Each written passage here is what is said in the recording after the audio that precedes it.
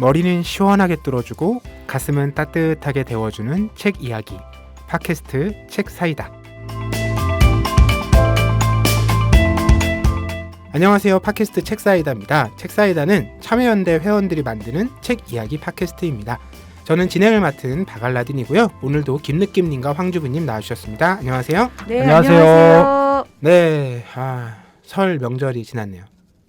저희 집은 정부 시책에 발맞춰서 저희 집은 추석도 안 지내고 이제 설만 지내는 걸로 몇 년 전에 제도 개편을 했어요. 그런데 좋다. 올해는 이제 설도 안 하는 걸로. 모이지 않고 각자. 근데 뭐 저희 집은 일단 차례를 지낸다. 4인 가족이고 저희 아버님이 맞이니까 네. 우리 집에서 지내는 걸로 한다. 각자 나머지는 각자 집에서 편히 지내라. 이렇게 이제 결정했고 그렇게 시행이 됐네요. 그래서 차분하고 조용하고 조촐하게 설을 보냈습니다. 괜찮은데? 저희도 저번 추석하고 이번 설 다 모이지 않기로 했어요. 사실 근데 이제 지방에 어른이 계시니까 사실 이제 그때가 아니면 찾아뵙기가 참 어려운데 어떡하겠어요, 지금. 사실은 이제 서로 와라 가라 하는 것도 부담되고 또 이제 아무리 조심한다 그래도 어른들 계시니까 그래서 아쉬운 마음은 크지만 나중에 조금 정말 한가할 때 한번 따로 찾아뵙는 걸로 4인 미만으로. 네. 네, 그래도 뭐 이번 설에 많은 분들께서 또 정부의 방침에 동참해 주셨으니까 올해 추석은 조금 상황이 나아지고 또 내년 설에는 조금 가벼운 마음으로 정말 다들 모여서 네. 세배도 하고 세뱃돈도 받고 오랜만에 가족들이 즐거운 이야기도 나누고 이런 또 장면들이 펼쳐지지 않을까. 또 그때쯤 가면 네. 또 작년 재작년에 이랬지라고 하면서 또 추억담으로 저는 약간 이미 사람들이 고기 맛을 봤기 때문에 돌아가지 않는다. 작년에도 이랬지 이러면서 역시 달라. 네. 박알라님이 감각이 지금 막 작년에는 이랬지 뭐 이런 추억을 얘기하신다고 하는데 작년에는 이랬으니까 좋더라고. 이거 나중에 우리 어떻게 될지 한번 지켜보면 좋을 좋습니다. 것 같아요. 네, 저희 근황 톡쇼 이 정도로 정리하고요. 저희 오늘 또 새롭게 시작되는 코너가 있으니까요. 잠깐 광고 듣고 오겠습니다.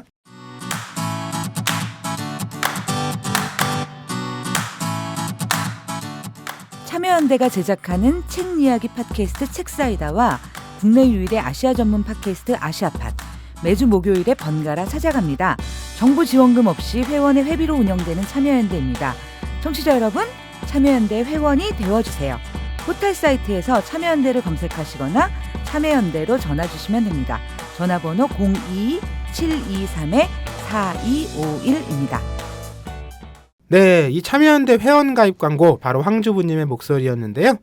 포털 사이트에서 참여연대 검색하시거나 지금 듣고 계신 어플 PC 에피소드 이 소개 부분에 참여연대 회원 가입 링크를 클릭하시면 회원 가입하실 수 있고요. 카카오톡에서 참여연대를 검색해서 친구 맺기도 해주시면 저희 다양한 이야기들 나눌 수 있으니까요. 많은 관심 가져주시기를 부탁드립니다. 네, 그러면 오늘 코너 시작해 볼 텐데 저희가 주제책 한번 하고 그리고 후다닥 일쇄 한번 했잖아요. 네.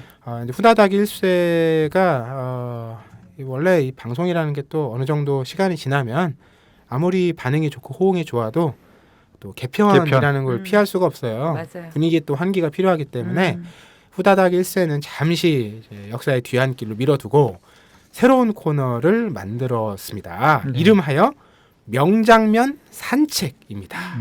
왠지 산책 판책에다가 뭘 더하는 것 같아요. 멀리 가지 않아 우리가 뭐 이렇게 다 돌려막기 그런 느낌은 아니고요. 이제 후다닥 일쇄가 제가 빨리 이제 일쇄가 다 팔리면 좋겠다는 바람을 담은 3권의 책을 올리면 김느낌님과 황주부님께서 한 권을 골라주셔서 그 책을 같이 읽고 얘기를 했는데 이번부터는 좀 더 다양한 책을 가볍게 만나볼 수 있는 산책하듯이 네. 이런 방법을 생각해봤어요. 그래서 셋 다 뭐 무슨 책 어떻게 읽는지 잘 안 알려줘도 되고 어쨌든 각자 최근에 인상 깊었던 책의 어떤 구절을 가져와서 이제 그걸 가지고 얘기를 한번 해보자. 이렇게 마련을 한 코너인데요. 자, 이 역사적인 코너 명장면 산책의 첫 번째 명장면을 펼쳐주실 주인공은 바로 김느낌님이신데요. 부담되네요. 먼저 그냥 제목 소개 없이 문장부터 들어볼까요? 문장. 네. 능력의 상속은 현재 일반적인 유산에 적용되는 재산세에서 완전히 면제된다. 부유한 부모가 자녀의 교육에 쏟아붓는 막대한 투자는 재산에 포함되지 않는다. 또한 사립학교와 대학은 공익자선단체와 마찬가지로 세금 혜택을 누린다. 따라서 동문기부금은 세금 공제가 가능한데 학교와 대학은 기부금으로 얻은 소득에 대해 세금을 납부하지 않는다. 이런 관행은 능력주의 교육을 사실상 엘리트들만 이용할 수 있는 조세 회피처로 만든다. 능력의 상속이라는 표현이 네. 확 와닿네요. 그렇죠. 그러니까 예전에는 이제 부를 상속하는 방식이었는데 그거는 상속세도 붙고 어쨌든 그렇죠. 이제 갖고 있을 때 재산세도 붙는데 그렇죠. 이걸 이제 재산세나 상속세가 전혀 없는 방식으로 음. 상속을 해준다는 거죠. 그렇죠. 이 책은 제목이 뭡니까? 이 책의 제목은 엘리트 세습이라는 책입니다. 아마 이제 뭐 페이스북 하시는 분들이나 네. 뭐 이렇게 있으면 이 책이 많이 소개가 됐어요. 네. 뭐 기사도 많이 났고 음. 그리고 이제 좀 유명하신 분들이 많이 나 이 책 읽고 있다 이런 글들 많이 올리셨더라고요. 그 그래서 말씀하신 페이스북의 저커버그도 그렇죠. 음. 예. 이 엘리트 세습의 대표적인 사례로 꼽히잖아요. 그렇죠. 그러니까 이런 거예요. 예전처럼 돈을 직접 줄 필요도 없는 상황을 만들어 버리는 거죠. 오히려 그런 걸 뭐 기부하고 뭐 재단을 세우고 자기 자녀에게 뭐 이만큼 이상 물려주지 않겠다라고 선언함으로써 오히려 그 자녀는 그것과 관련된 모든 도덕적 책무로부터 자유로워지고 네. 예전보다 오히려 한결 나은 상황이 펼쳐진다는 이런 얘기를 하는 책이죠. 네. 네. 이 황주부님 혹시 좀 보셨어요? 저도 되게 재밌게 봤고 저는 프롤로그 부분이 되게 인상적이었어요. 사실 음. 프롤로그에서 이분의 문제의식이 거의 다 이제 소개가 되는데 이제 이 엘리트주의라고 하는 게 어떻게 보면 우리가 이제 피해 상속에서 부의 상속에서 그 능력의 상속이라고 얘기를 하는데 사실 그러면 이 능력의 상속자들은 행복할까? 그들도 행복하지 않다는 거예요. 저는 그리고 이제 중산층은 뭐냐면 내가 예전에는 내 삶의 기반 속에서 나은 미래를 꿈꿨지만 이제는 뭐냐면 끊임없이 불안과 여기에 시달려야 되는 거고 그러니까 사실은 이 엘리트주의라는 게 마치 세상 공평한 제도처럼 보이는 거예요. 야 이젠 돈도 필요 없고 피도 필요 없고 아무것도 필요 없어. 능력만 있으면 되라는 이야기가 어떻게 우리를 불행하게 만드는가. 그리고 제가 제일 인상 깊게 들었던 건 뭐냐면 사실 지금 이 세상의 불평등의 문제는 능력주의가 완벽하지 않아서가 아니라 이 능력주의가 너무 완벽하게 구현되었기 때문에 지금 우리가 이 사슬에서 빠져나오지 못하는 거다. 저는 그 부분에서 거의 실신 맞는 것 같아. 네, 그런 기대감이 있었어요. 이 책이 주로 미국 사례를 네, 담고 미국 있는 사례를 거죠? 담고 있고요. 책의 내용은 그 엘리트가 세습된다라는 내용이고 주로 뭐 돈으로도 세습되지만 이런 물질적인 것뿐만 아니라 교육이나 이런 무형의 자산을 통해서 세습이 된다. 그리고 이제 황주분이 얘기하셨지만 이 엘리트 세습이 엘리트에게도 불행하다. 뭐 하여튼 이런 내용의 책인데 사실 마지막에 얘기한 엘리트에게도 불행하다는 좀 작가가 좀 무리수를 던진 부분이 아니고 난 이해가 안 가거든요. 엘리트 너무 좋을 것 같은데 만약에 이제 사람들이 다 자기 마음 쳐다보고 있으면 뭐 인종 욕구 뭐 채우는데 문제 없고 어쨌든 엘리트들이 그러니까 이 책에서 이제 약간 고정관념을 타파하는 게 사람들이 보통은 자산을 상속하는 방법으로 부가 이전된다라고 얘기하는데 여기서 얘기하는 엘리트 세습에서는 노동소득이 세습되는 거예요. 네. 자산이라는 건 사실 변동성이 좀 있잖아요. 근데 이제 노동소득 자체가 오히려 더 이제 증가된 형태로 엘리트 사이에서 계속 세습되기 때문에 거기서 발생하는 여러 가지 문제들 뭐 이런 부분들을 얘기를 하고 있고 화제작이긴 한데 저는 사실 약간 성에 안 찼어요. 개인적으로는. 그래서 이제 작년에 한국 사회에서도 네. 뭐 여러 실제 정치인의 뭐 이슈도 있었지만 이 세습이라는 부분들이 크게 이슈가 됐었고 네, 또 뭐 격차 사회라든지 불평등이라든지 이런 얘기들이 끊임없이 나오고 있어서 이 주제에 관련된 관심도가 상당히 높았던 것 같아요. 한국 저자책 중에도 아마 연초에 세습 중산층 사회 이 책이 나와서 화제를 모았었고 또 이 엘리트 세습도 있었고 최근에는 마이클 샌델 교수 정의란 무엇인가를 썼던 마이클 샌델 교수의 신작 공정하다는 착각이라는 책도 화제를 모으고 있는데 제가 명장면으로 골라온 책이 바로 마이클 샌델의 공정하다는 착각이에요. 네. 이 엘리트 세습하고 같이 연결지어지는 문제의식인데 저는 이 대목이 정말 확 와닿았어요. 잘 들어보세요. 장벽을 허무는 일은 좋다. 누구도 가난이나 편견 때문에 출세할 기회를 빼앗겨서는 안 된다. 그러나 좋은 사회는 탈출할 수 있다는 약속만으로 이루어지지 않는다.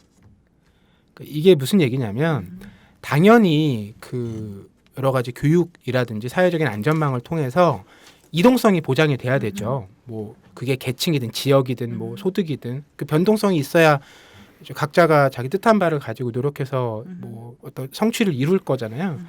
근데 이제 그것 자체가 앞서 말씀하신 이제 능력주의의 신화로 그대로 변모돼서 고착화됐다라는 거예요. 그래서 여기서 이제 얘기하는 것은 이제 당신도 노력하면 혹은 능력을 갖추면 지금 그 자리에서 탈출할 수 있다. 이런 이제 희망을 계속 준다라는 거. 물론 탈출하는 사람이 있죠. 극소수가. 대다수는 탈출을 하기가 지금 어려운 현실이라는 거예요. 그럼에도 계속 탈출할 수 있다라고만 얘기하는 것. 이건 이제 문제 설정이 잘못됐다는 거죠. 앞서 이제 황주부님이 말씀하셨듯이 이 책에서는 능력주의가 어떻게 구현되느냐, 잘 작동하느냐 이 문제가 아니라 능력주의라는 철학적 관점의 세팅 자체가 애초에 문제가 있는 것이다.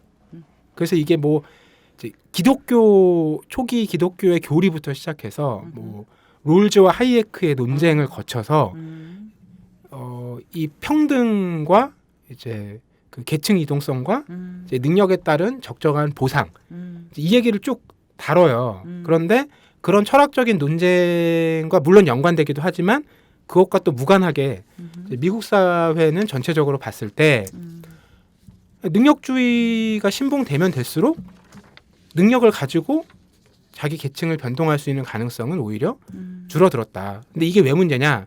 이제 앞서 엘리트 세습의 저자는 이제 김느끼님께서도 다소 좀 민망한 이제 그 지적일 수 있다라고 말씀하시면서 그 주장일 수 있다고 말씀하시면서 이제 엘리트들도 괴롭다라는 얘기를 했잖아요. 네네네. 근데 이제 마이클 샌델 교수는 늘 얘기하는 게 공동선이잖아요. 공동체의 올바른 방향. 네네. 이것과 연관져서 본인이 이 문제에 대한 문제의식을 얘기를 하는 건 뭐냐면 이동도 안 되지만 공통의 장이 사라진다는 거예요. 그러니까 사회라는 게 네. 좋은 방향으로 간다는 게 뭐냐면 서로 다른 사람들이 서로 다른 의견을 내고 이제 그걸 가지고 다투면서 이제 미진한 부분들을 채워가고 새로운 가능성들을 찾는 건데 이건 정답이 굉장히 반론이 불가능한 것처럼 세팅되어 있다는 거예요. 능력주의라는 게. 그렇죠. 그래서 누구도 거기에 대해서 반론을 제기하기가 어렵고 그리고 그 결과로 나온 이제 사회적인 계층이라는 게 예전엔 예를 들면 귀족, 뭐 중산층, 네. 뭐 노예, 뭐 이렇게 퉁쳐서 이제 크게 범주가. 근데 지금은 그게 다 잘라져서 맞아요. 1등부터 그렇죠. 100, 뭐 몇 억 등까지 이렇게 세팅이 돼서 1등하고 2등도 서로 넘어갈 수가 없다라는 거예요. 그렇죠. 만날 이제 사회적인 장이라는 게. 그래서 이제 샌델 교수가 얘기하는 건 그런 공동체 장 자체가 이 능력주의 때문에 무너졌기 때문에 성립 불가능한 상황이 왔기 때문에 심각한 문제다. 이렇게 지적을 하고 있더라고요. 네. 그 샌델 교수의 얘기도 약간 샌델 교수가 지금까지 해왔던 그 얘기의 이제 연장선상에서 보면 충분히 납득 가능한 얘기고, 네. 근데 이제 제가 여기서 조금 약간 복합적이다라고 느꼈던 부분이 뭐였냐면 이게 여기 이제 엘리트 세습의 주요한 문제의식 중 하나가 이런 거거든요. 그러니까 모든 작업과 일이 엘리트한테 몰빵된다. 그러니까 그게 불행하다는 거예요. 엘리트 세습을 했는데 엘리트는 거꾸로 엄청 열심히 오랫동안 일을 해야 되는 상황이 계속 만들어지는 거야. 놀고 먹을 수는 없다. 네. 그것이 그렇기 아주 어렸을 때부터 그렇죠. 돌아가실 때까지. 네네. 아주 어렸을 때부터 공부 빡세게 하고 그렇지. 모든 거를 다 공부한 다음에 어. 굉장히 고도의 노동의 초과 노동에 시달리고 물론 돈은 많이 벌죠. 그래서 사회 이제 지도층 인사가 되는 거고. 그리고 그렇게 살다가 죽는다는 거예요. 이게 사실은 본인한테 좋지 않다라고 얘기를 한 건데 엘리트가 이렇게 빡세게 일을 하려면 뭐가 동반되냐면 중산층의 일이 없어져야 돼요. 그렇죠. 다수의 맞아요. 사람들은 훨씬 덜 가치 평가를 받는 그렇죠. 혹은 판단을 덜 해야 되는 그러니까 이게 뭐 이런 일을 해야 되는 거죠. 지금은 이걸 이제 숙련도로 따지면 네네네. 중숙련 노동자라는 음. 포지션이 있는데 중숙련 노동자가 필요가 없어지는 거예요. 맞아요. 엘리트 세습의 사회에서는. 음. 그러니까 아주 초고숙련도의 기술을 가진 노동자와 아주 누구나 할 수 있는 그쵸. 저숙련도의 기술을 가진 노동자만 양분화가 되는 거죠. 이렇게 되게 되면 이 둘은 서로 뭐 얘기를 나눌 필요도 없고 의견을 섞을 필요도 없고 그렇기 때문에 공동체적 문제가 발생한다는 건데 저의 문제의식은 그러면 이게 과연 엘리트 세습 사회의 문제냐 아니라는 거예요. 이거는 기술의 발전이 촉발시키는 측면이 분명히 있다는 거지. 그 책의 문제 제기를 제가 오늘 가져온 책이 가지고 있네요. 우리가 약속한 게 아닌데 그러니까 그러고 보면 이 주제가 핫한가 봐요. 핫하죠. 매우 핫해서 우리가 각자 이건 오늘 깐 건데 서로 제가 공유하지 않고 얘기한 걸 약간 매듭을 지으면 네. 엘리트 세습에는 요 문제에 대한 해답이 없습니다. 그렇기 때문에 제가 조금 아쉬웠다라고 얘기를 하는 거고 이 책을 읽고 나서 제가 생각한 나름대로 해법인데 그 얘기는 황주부님 얘기를 듣고 나서 아 그럴까요? 그러면 저도 넘어가기 전에 하나만 더 붙이면 네네네네. 기술 문제를 말씀하셨잖아요. 근데 저는 한편으로 이런 생각이 들었어요. 이게 이렇게 미국 사회에서 쟁점화되고 논쟁이 되고 있는 상황이 정말 본질적으로 지금 우리 사회가 잘못 가고 있다라고 생각해서일까? 이런 생각이 드는. 왜냐하면 이 상황은 전형적으로 이제 트럼프의 성공, 그러니까 포퓰리즘의 이제 반격 이런 현실 정치랑 또 맞닿아서 부각된 이슈이기도 하거든요. 그러니까 민주당이 전형적인 엘리트 네. 그렇죠. 이제 주의였고, 그러니까 지금은 이런 거예요. 과거에 우리가 뭐라 그럴까요? 뭐 이런 거죠. 과거의 좌파 정당을 혹은 진보 정당을 지지하던 사람이라고 우리가 생각하는 전형적인 어떤 정치 집단이 있고 우파 보수 집단을 지지하는 사람 정치 집단이 있잖아요. 그게 이제 지금 완전 뒤바뀌어 있는 거예요. 미국 사회 자체가. 네. 이제 그러면서 그 상황에 대한 이제 문제 의식이 또 있는 거죠. 그래서 그런 게 좀 결부돼 있다는 생각을 계속 하게 되더라고요.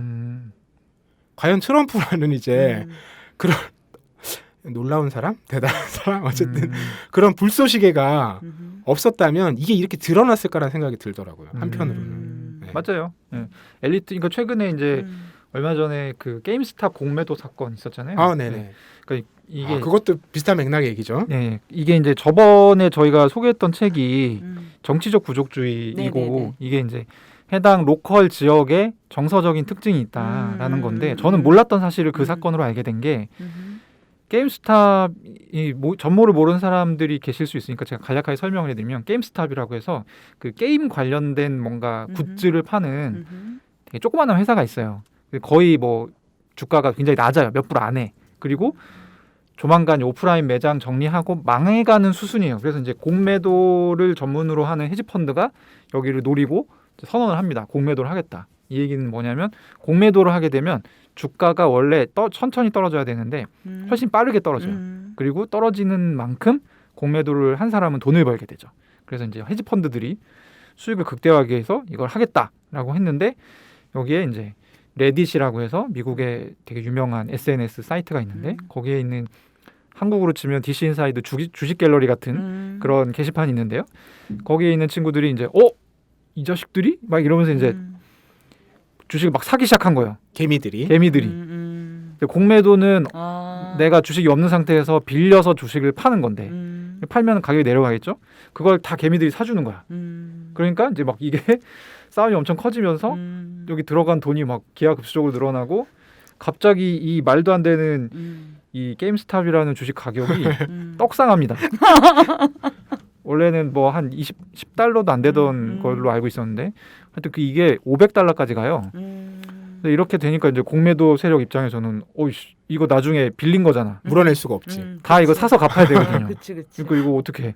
약간 이런 상황이 됐거든요. 근데 제가 여기서 놀랬던 지점, 예상 못했던 지점 뭐였냐면 왜 이 사람들이 그러니까 이거 되게 리스키한 투자거든요. 그렇죠. 왜냐하면 이 주식은 원래 가치가 없어요. 그걸 알고 하는 10달러, 거지. 20달러, 20달러도 안 되는 주식인데 이건 가치와 무관한 싸움이에요. 그렇지. 지금. 그치 500달러까지 올리면서 여기다가 내 현금을 부었다는 거는 이 현금이 없어질 수도 있는 거잖아요. 그렇죠. 이제 당연히 이런 질문들이 있었을 거고 그러니까 그 레딧 게시판에서 사람들이 이제 자기 경험담을 털어놓기 시작했는데 이게 되게 재밌었어요. 알고 보니까 전부 다 2009년 금융위기 때 집안이 폭삭 망했던 사람들이었던 거예요. 그러니까 그때 금융권이 굉장히 방만하게 막 상품을 팔고 원래 했어야 하는 조치들을 하지 않고 이런 것 때문에 상당히 경제가 위기가 심하게 왔고 결국에 이제 미국이 오바마 대통령이 이제 이거 다 국민 세금으로 구제금융 해주고 다 메꿨거든요. 그 메꿔놨더니 애들 막 그 돈으로 막 성과급 잔치하고 막 그러니까 이런 거를 보면서 굉장히 죽이고 싶다 이런 생각을 했었던 사람들이 내가 이 돈을 다 잃어도 상관없으니 저 자식들이 엿대는 꼴을 보고 싶다. 그렇지. 이랬던 거지. 근데 이 드라마 정말 여기서 끝이 아니잖아요. 그래요? 여기서 또 한 번에 또 이야기가 펼쳐지잖아요. 몰라요. 이어주십시오. 저희 이제 주식을 어째서 사고 파는 중개하는 사이트가 있을 거잖아요. 로빈후드라는 사이트가 있는데 여기서 이 거래를 갑자기 다 중지? 막아버려요. 왜? 그러니까 거래를 막은 게 이게 앱에 보면 매수 매도 버튼 있잖아요. 매수 버튼을 없애버렸어. 진짜? 못 사게 하는 거네 더. 그렇지. 그러니까 이제 것만 개미들이 가져가고? 빡이 쳤지. 왜냐하면 앱 이름이 로빈후드인데 이놈들이 도적놈들하고 편먹어가지고 지금. 네, 왜냐하면 이제 앱 로빈후드는 사실 최근에 만들어진 앱이고 네. 이 앱이 이 스토리가 뭐냐면 미국은 한국처럼 주식 이런 온라인 주식 거래가 활발하지 않았거든요. 근데 그렇기 때문에 이제 주식 거래를 할 때도 수수료가 굉장히 비싸요. 근데 이 로빈후드라는 앱이 왜 인기를 끌었냐면 수수료가 없어. 거래 수수료가. 이 앱을 쓰면. 그래서 사람들이 좋다고 썼죠. 개미들이. 근데 알고 보니까 개미들이 이 굉장히 초단기 투자를 하는 헤지 펀드들한테 그 개미들의 그 이동 경로와 정보를 이동 경로 진짜? 그러니까 무슨 주식을 사고 얼마만큼 사고 이런 정보 이제 그거를 이제 오더북 데이터라고 하는데 오더북 플로우 데이터라고 하는데 그걸 돈 받고 파는 거야. 나쁜 놈이네. 근데 이 사실 미국은 자본주의여서 공개를 하면 괜찮은데 이 사실을 공개를 안 했어. 그러니까 모르고 있었던 거지. 그러니까 이런 전력이 있었던 친구들인데 얘네가 매수 버튼을 뽑으니까 이거는 분명히 월가하고 헤지펀드 애들하고 뭔가 작당을 했다. 그치. 라고 해서 이게 굉장히 커졌어요. 그래서 막 미국 막 증권거래위원회에서 막 이거 지켜보겠다 막 공식 발언하고 이렇게 됐었거든요. 뭔 얘기하다가 얘기를 이렇게 신나게 하고 있어. 이제 엘리트들과 그렇지 엘리트들. 네. 그러니까 엘리트들에 대한 이 적개심이 생각보다 되게 뿌리 깊고 맞아요. 그게 실제 피해 사례에 기반한 거라는 걸 저는 처음 알았거든요. 저도 이 얘기 몰랐는데 이게 스토리를 듣고 나니까 이게 굉장히 중요한 사건이라는 생각이 들더라고요. 그렇죠. 이게 그리고 공개가 다 됐잖아. 이렇게 생각하는 사람들이 벌인 일련의 사건이 이렇게 커졌다는 게 공개가 됐잖아요. 그러면 내가 월가의 헤지펀드면은 좀 후달릴 것 같아. 그리고 만약에 내가 바이든이다.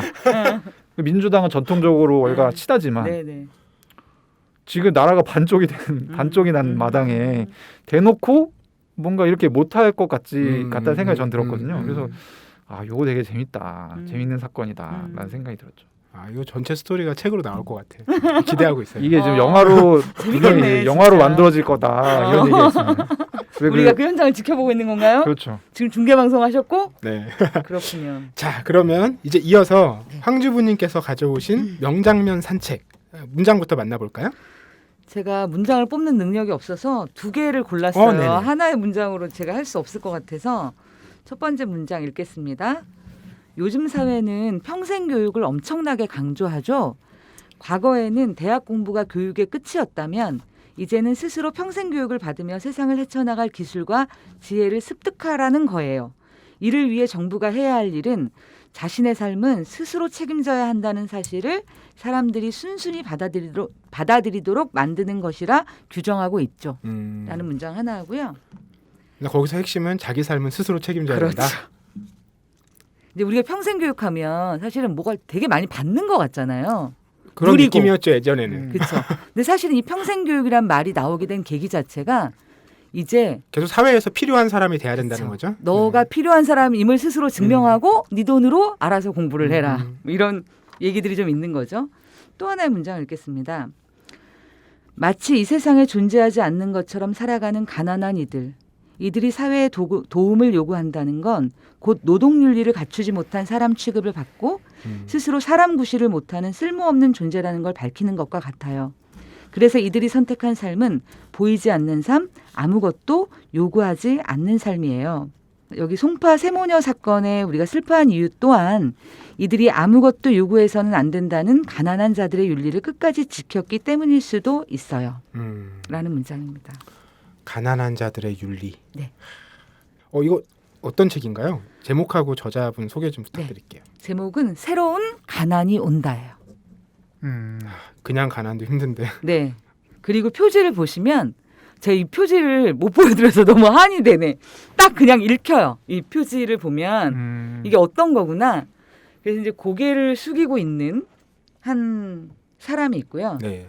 그 옆에는 사다리가 보여요. 근데 이 사다리는 왠지 내려가는 사다리만 있는 것 같아요. 제 올라가는 사다리가 아니라 내려가는 사다리처럼 읽히는 그런 표지의 책인데 이 책은 사실은 이제 김만권 선생님이 사실 정치 철학자시죠? 네네 정치 철학자시고 그다음에 이제 우리 사회 현안에 대해서 굉장히 목소리를 많이 내시고 사실 이제 한국 사회에서 엘리트주의 그다음에 금권 정치 이런 부분에 대해서도 계속 목소리를 내고 계시는 분인데요. 그래서 저희가 오늘 주제가 다 찌찌뽕이다.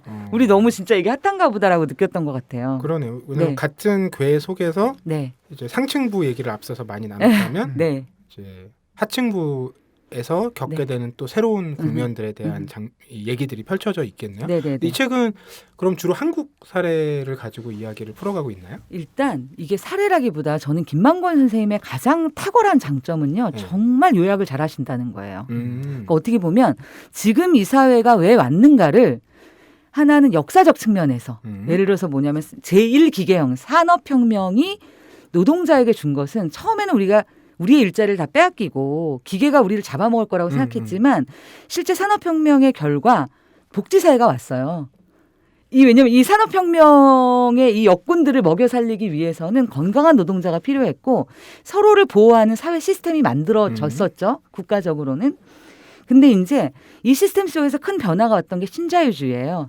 이 신자유주의는 국가의 보호가 아니라 각자 도생하는 이 윤리가 전 세계적으로 퍼지게 되고 그런데 이제 여전히 뭐냐면 이런 사회 속에서 우리가 그러면 새롭게 바뀐 노동윤리나 새로운 삶이 아니라 여전히 우리는 그 시대, 제1기계혁명 시대의 노동윤리를 우리가 그대로 강제받고 있으면서 실제 지금의 노동의 모습이 어떻게 바뀌어 나가고 실제 그 안에서 노동자의 삶이 어떻게 변해 나가고 있고 그다음에 노동의 형태가 어떻게 달라지고 있고 어떻게 불평등이 심화되고 있는가를 너무 뭐라 그럴까요? 정말 잘 요약된 역사적인 지식과 설명 그리고 또 하나는 저는 굉장히 재밌었던 게 이분의 책에 통계가 정말 많이 나와요. 저는 철학과 통계만큼 세상에 거리가 먼 게 있을까. 왜냐하면 제가 철학자의 책에서 통계를 본 적이 없어요. 저의 개인사 속에서는. 근데 이분의 통계 중에 제가 굉장히 재밌었던 통계가 뭐냐면 구글세라는 거 들어보셨죠? 구글세요? 네네네. 뭐예요? 그러니까 이제 사실은 지금은 노동이 소득을 내지 못하잖아요. 네. 그러면서 사실 이제 국가의 입장에선 재원이 없고 노동자의 입장에선 소득이 없는 거예요. 그럴 때 그러면 우리가 어떻게 소득과 재원을 마련할 것인가에 대해서 로봇세에 대한 논의, 네네. 그다음에 이제 구글세에 대한 논의. 그러니까 이 구글은 실제 본인들은 노동을 하지 않아요. 네네. 정보 기업인데 그 정보는 우리가 다 만들잖아요. 그러면서 이제 세금을 낼 때 어떠냐면 이분들이 다 페이퍼 컴퍼니를 만들어서 가장 법인세가 싼 곳에서 실제 이제 세금을 내고 네. 실제 수익을 벌어들이는 나라에선 세금을 내지 않죠. 즉 뭐냐면 소득, 그러니까 본인들이 돈은 가져가지만 세금을 지불하지 않는 거예요. 그런데 실제 우리나라에서 이 정보를 바탕으로 한 이런 사업으로 돈을 제일 많이 버는 업체가 네이버와 구글이 네. 매출이 비슷하대요. 근데 여기서 보면 네이버와 이 구글의 매출이 1년에 대략 5조 정도 되는데 네이버는 거기에 대한 세금을 4,321억 원을 내요. 근데 구글이 혹시 얼마를 좀 낼 것 같으세요? 안 내겠죠. 안 내진 않아요. 얼마나 내요? 200억. 200억.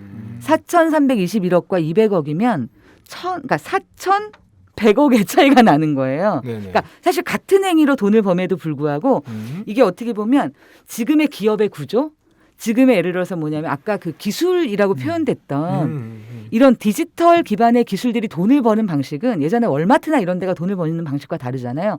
이런 식으로 소득과 이런 걸 다 뽑아가면서 실제로 뭐냐면 실제 이 사회에 기여하거나 기본적으로 기여가 아니라 해야 될 가장 최소한의 역할마저도 안 할 수 있는 거죠. 그리고 실제 뭐냐면 그런 것들을 정치적 엘리트주의가 실제로 이제 그런 것들을 지원해 왔다는 것이기도 하고요.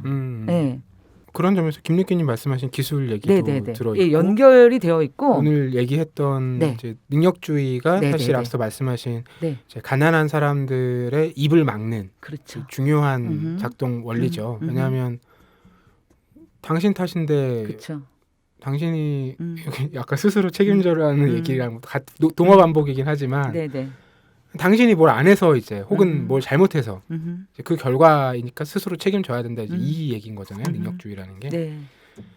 참 그렇게 생각해 보면 참 능력주의가 답답한 그렇죠. 얘기인데. 그러니까 어떻게 보면 가장 이상적으로 보이기 때문에 거기에 대해서 한 개인이 항변하기가 저는 그래서 공정이라는 말 자체가 네네네. 이렇게 막 흔히 쓰이는 것도 되게 이런 어떤 경향을 반영한 것 같아요. 맞아요. 그러니까 몇 년 전만 해도 예를 들면 불평등이란 말이 지금 다 공정으로 바뀌었어요. 그렇죠.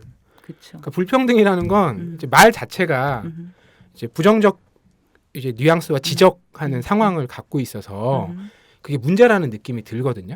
물론 그것도 어떤 정치적인 뭐 메시지를 담은 표현이라고 얘기할 수도 있는데 반대 방향에서. 근데 공정이라는 말은 말 자체가 너무 당연한 요구 같고 그 자체로 완전 무결한 것처럼 느껴지잖아요. 당연히 그러해야 될 것 같은 느낌을 주니까 이게 잘 못 느꼈는데 불과 몇 년 만에 그냥 그 말이 이 말로 대체된 게 아닌가라는 생각이 자꾸 들더라고요. 저는 그게 능력주의의 작동이라고 봐요. 그 자체가. 그래서 사실은 우리가 불평등이란 말에는 결과가 드러나는 말이잖아요.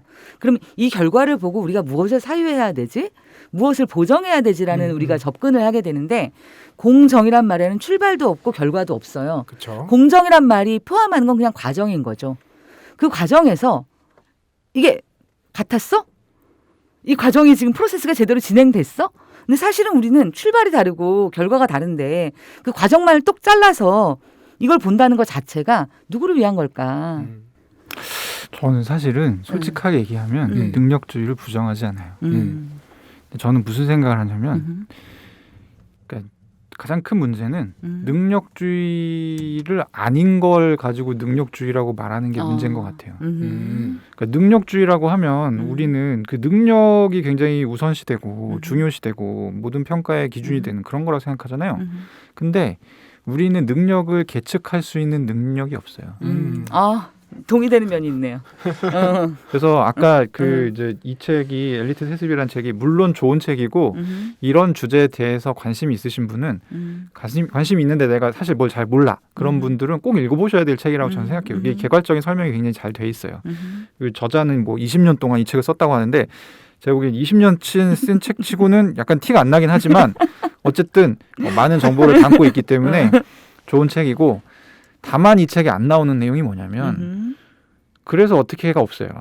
어떻게 이걸 타파할 것이냐. 그러니까 샌델의 책에도 공정하다는 착각에도 이제 이거는 철학적으로 푼 거죠. 그래서 이제 능력주의가 있다고 가정하고 얘기를 한 거예요. 근데 나는 여기 가기 전에 일단 능력주의를 체감해 보고 싶다. 이게 저의 욕망인데 제가 생각하는 능력주의는 뭐냐면 계산을 정확하게 하는 거예요. 가령 지금 사학 중에 그 자기 자본으로 교육을 하는 곳이 거의 없지 않습니까? 그렇죠. 거의 이제 세금이 대부분인데 그러면 서울대 연고대 나온 친구들 저걸 계산해 주는 거예요. 니네 너한테 들어간 교육비 중에 국민 세금이 몇만 원이다 한 학기에. 이게 없어요. 이게 있어야 된다고 나는 생각해요. 네. 그러니까 애들이 몰라. 그러니까 이게 당연한 거예요. 그 부분은 명확하지 않아. 그러니까 대충 말빨로 뭉개고 뭔가 다른 걸 할 수 있죠. 그러니까 왜 이제 우리가 이 능력주의에 대해서 가장 쉽게 하는 반론 중에 하나가 그거거든요. 그 능력이 오로지 너의 능력, 너에게 의해 형성된 것이냐 아니라는 거지. 분명 국가 사회에 영향이 기여가 있다는 거지. 상당 부분. 근데 우리는 그 상당 부분이 얼마인지를 설명하지 못해요. 난 이게 제일 문제인 것 같아. 그러니까 능력주의 좋다 이거요. 그러면 이 부분을 숫자로 설명할 수 있게끔 누군가 작업을 해야 돼요. 난 그게 필요하다고 봐요. 저는 근데 제가 이 새로운 가난이 온다에서 가장 굉장히 묵직하게 저한테 다가왔던 게 사실 두 가지 문제제기인데요. 그건 초반부에 어떤 게 있냐면 인간이 지금 너무 두려워한다 다. 앞으로 세상이 어떻게 될까? 일자리가 어떻게 될까? 근데 이제 거기에 대한 김만권 선생님의 답은 그러면서 이제 대표적인 예로 우리가 AI를 들잖아요. AI가 우리를 학습해서 언젠가 우리를 뛰어넘을 거야. 그런데 결국 우리를 학습해서라는 건 우리가 그 두려워하는 모습의 정체가 우리를 닮을까 봐인 거예요. 왜? 우리를 학습해서 예를 들어서 그게 요즘에 뭐죠? AI에 대한 되게 부정적 사례들이 많이 나오잖아요. 예를 들어서 챗봇을 만들었는데 얘가 성희롱만 하고 그다음에 야 판결은 AI가 해야지라고 했는데 그 판결에 막 인종주의와 뭐 이런 것들이 난무하고 어떻게 보면 우리가 이제 기계를 두려워했을 때 그 두려움에 대한 이 선생님의 답은 우리가 두려워하는 그 기계의 모습이 인간의 모습에 대해서 우리 스스로가 두려워하는 어떤 것들이라는 거죠. 그러면 사실 기계를 두려워할 게 아니라 우리의 그 모습이 그 두려움의 대상의 모습이 무엇인지를 성찰하는 게 그게 훨씬 빠른 답이다라는 이야기 하나 하고요. 두 번째는 사실은 이런 것 같아요. 제가 이 책을 쭉 읽으면서 사실 이제 이 세계 안에선 답이 없어요. 왜냐하면 우리가 자본의 세계에서 누가 돈을 더 많이 가져갈 건가 잘 가져갈 갈 건가 그게 능력에 따라 돼야 되냐 혈통에 따라 돼야 되냐 이거는 사실 뭐냐면 세상이 바뀌면서 달라져 왔던 거예요. 그렇잖아요. 옛날에는 얄짤없이 그냥 피지 얄짤없이 뭐지 근데 이제 지금 그게 아니라 능력이라는 뭔가 얄짤없지만 다른 것보다는 굉장히 세련돼 보이고 뭔가 굉장히 많은 사람들이 납득할 수 있는 되게 과학적으로 보이는 어떤 건데 예를 들어서 이분의 가장 기본적인 주장은 이거예요. 어쨌든 그 분배에 대한 논리 구조가 사실은 그 제1기계 시대에 나왔다는 거예요. 지금의 분배 구조는 어떻게 하는 것이 합리적인가가. 근데 실제로 뭐냐면 4차 산업혁명이 되면 더 이상 노동이라는 게 분배의 구조가 될 수가 없다. 네가 얼마나 뛰어난 노동자냐라든가 네가 몇 시간을 일하냐라든가 이런 게 될 수가 없고 왜냐하면 대부분의 엘리트 몇 명만 제외하고는 대부분의 사람들이 사실은 그런 일자리가 그렇게 나의 능력이나 노동시간을 보장받을 만한 일자리가 없다면 왜 우리가 거기에 대해서 노동이라는 기준을 가지고 분배를 이야기해야 되냐. 사실 그 바깥으로 나갈 때만이 이게 이 노동이라는 의미가 바뀌고 실제로 이 현실과 이 간극을 인정할 때만이 새로운 노동윤리, 새로운 분배를 꿈꿀 수 있다. 근데 저는 그 얘기가 비현실적으로 들리지 않았어요. 왜냐면 어떻게 보면 너무 적확한 지적인 거예요. 네.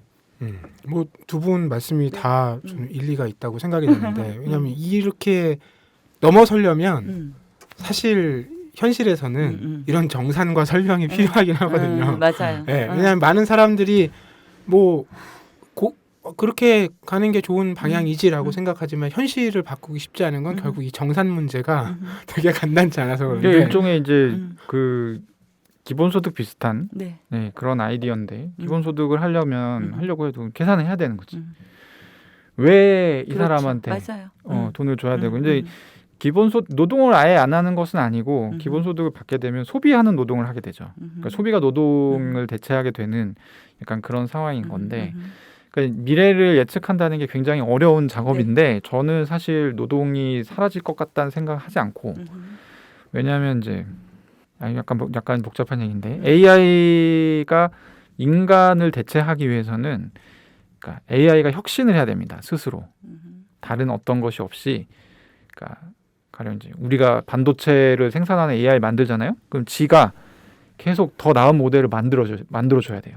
근데 지금은 이게 안 돼요. 이게 명확하게 안 되는 상황이고 인간만이 혁신을 할 수 있어요. 근데 인간의 혁신에는 조건이 있어요. 아무나 아무 때나 할 수 있는 게 아니라 고도의 경쟁이 있을 때만 인간은 혁신을 해요. 그러면 무슨 얘기냐면 아주 우수한 사람을 육성해서 야, 너 혁신해. 이러면 혁신이 안 나와. 혁신이라는 건 정말 그러니까 사회 전체가 경쟁 속에서 돌아갈 때 그 안에서 누군가가 한 명이 혁신을 하는 거지 아주 혁신의 자질이 뛰어나서 이런 게 없다는 거예요.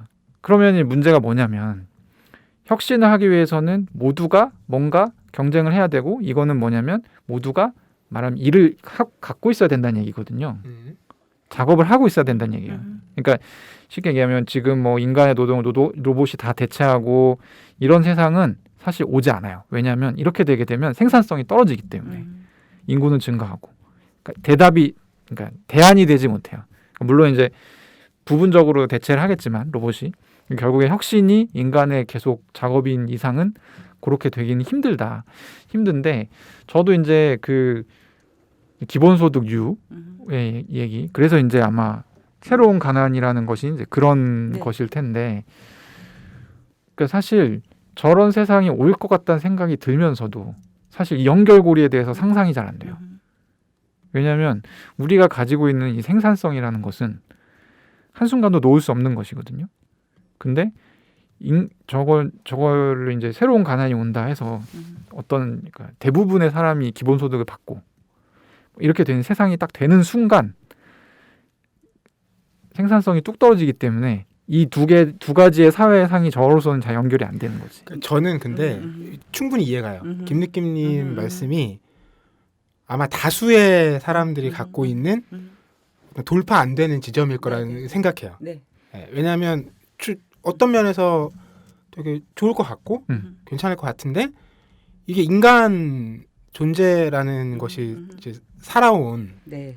혹은 지향해온 이제 방향이나 이제 사회 작동이라는 것이 그 정도 바꿀 정도의 지금 충격인가? 특히 이제 생산성 문제가 하면 되게 답이 없는데, 근데 저는 기후 위기라는 게 그 맥락에서 좀 중요한 요소가, 그러니까 이걸 가능성이라 표현해야 될지 모르겠지만 압박이 될 거다라는 생각은 해요. 그러니까 이게 그냥 이제 기술 발전의 문제로는 저는 똑같이 네네. 해결 안 될 네네네. 거라고 보고요. 근데 이제 기후 위기라는 게 어쨌든 우리가 단기간에 지구를 벗어날 수 있는 기술력 확보는 사실상 지금 어렵기 어렵죠. 때문에 뭐 50년 내에도 쉽지는 않을 거예요. 한 세기가 지나면 모르겠지만 그럼 다수가 막 여길 지구를 어쨌든 떠나서 살 수는 없는 상황이기 때문에 그 기후 위기의 압박이 심해지면 이 생산성에 대한 이제 문제의식은 굉장히 이제 커질 거거든요.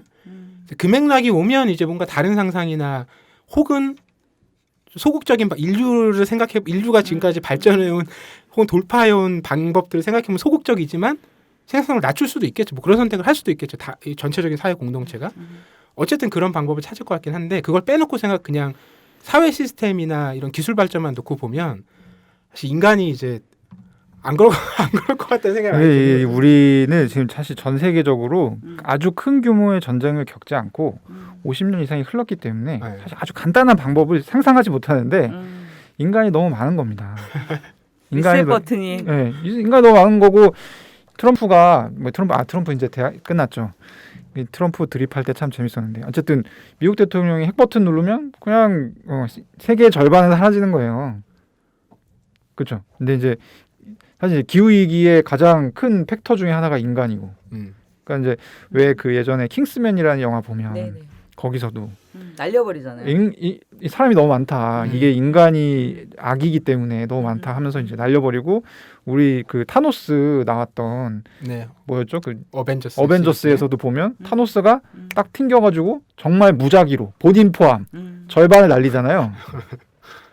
근데 이제 이런 세계관이 사실 기후 위기가 고조되면 네. 설득력이 훨씬 커질 수 있죠. 아, 그건 또 너무 위험하다. 위험한 세계네. 그러니까 기후 위기가 커진다고 해서 인간들이 평화로운 방법으로 해법을 찾을 거라는 생각을 저는 하지 않고. 꼭 그렇지는 않을 것 같아요. 네, 왜냐하면 지금도 기후 위기는 사실 할 수 있는 게 탄소를 줄여야 된다. 네. 그러면 선진국이 그만큼의 부담을 지면 되는데 아무도 안 지잖아요. 아무도 안 지지 뭐 유럽이나 뭐 이렇게 해서 점점 만들어 가고 있는 추세이긴 한데 사실 얘기가 나온 지는 꽤 오래됐거든요. 근데 미국부터 시작해서 중국부터 시작해서 아무도 안 하고 있고 더 중요한 거는 지금 후발주자 역할을 하고 있는 국가들이 이 탄소 배출을 막 마구잡이로 하지 않고 뭔가 하기 위해서는 기술 이전도 해주고 이것도 해주고 저것도 해주고 그 국가들도 실제로 요구하고 있어요. 야, 우리 이거 못 쓰게 할 거면 니네가 뭔가를 줘라. 아무도 안 주고 있어요. 그러니까 이게 협력이 되면 저도 참 좋을 것 같고 네. 아무도 죽는 일 없이 이제 상황이 타게 되면 가장 좋을 것 같지만 일단 그럴 거라는 생각은 개인적으로는 안 하고 있고 그러니까 어쨌든 그러니까 저도 이 생각을 해요. 그러니까 새로운 가난이 온다. 사실 이제 어떤 의미에서는 지금 와 있는 게 네. 한국의 불법 체류자들 있잖아요. 이제 저는 저 책 보고 딱 그 생각이 났는데 호모사케르라는 네. 책이 생각이 네. 났는데 그러니까 이 호모사케르가 사전적인 의미는 제물로 바칠 수는 없는데 죽일 수 있어. 죽여도 아무런 탈이 없는 생명이잖아요. 네. 이게 한국에서는 지금 불법 체류자죠. 딱 얼마 전에 막 겨울에 비닐하우스에서 네. 자다가 얼어 죽고 이게 사람을 대하는 뭐 그런 태도가 전혀 아니지 않습니까? 근데 이제 만약에 기본소득을 받고 그 사람 유일한 노동이 소비하는 것인 사람 이 그런 계급이 만들어진다면 비슷한 취급을 받지 않을까 생각해요. 저는 이제 그 비슷한 취급이라는 게 결국 그 노동윤리 문제가 해결이 안 됐을 때 사실은 그는 쓸모없는 사람이 되는 거죠. 유일한 그렇죠. 쓸모가 소비하는 것인데 음. 사실 이제 우리의 노동도 사회가 바뀌면 노동도 바뀌잖아요. 그렇죠. 예전엔 육체노동 하던 사람들은 다 천인이었어요. 음.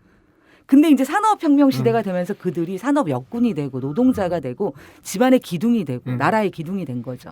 그러면 실제로는 지금 보면 제일 많이 장시간 노동을 하는 사람들이 제일 못 벌어요. 16시간 하다가 그렇죠. 정말 네.